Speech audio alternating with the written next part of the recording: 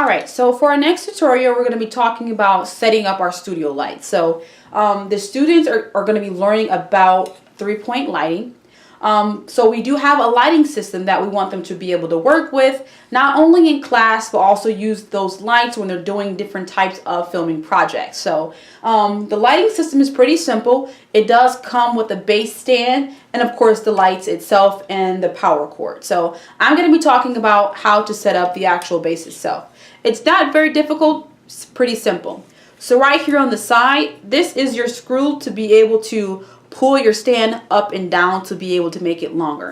So once you've untightened that, basically what you're going to do at the bottom, you're going to kind of pull it out just a bit, and it's going to make basically start unwinding, and then you're going to take this and you're simply going to pull it down.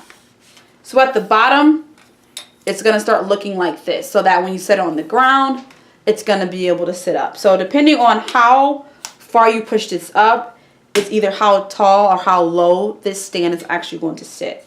So I want it to be pretty wide, not too stiff at the bottom. So I'm going to pull it out pretty far. So maybe about here, set on the ground. But before you do that, you definitely have to make sure that you screw this very tightly so that it does not kind of be moving up and down while you're trying to place the actual lights on it itself. So I'm just going to go ahead and tighten that up.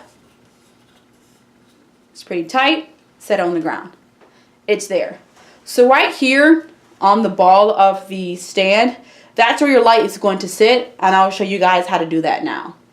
Also, before I do that, with different stands, they are able to go up pretty higher than this, and that deals with the screws right here on the side of the stand.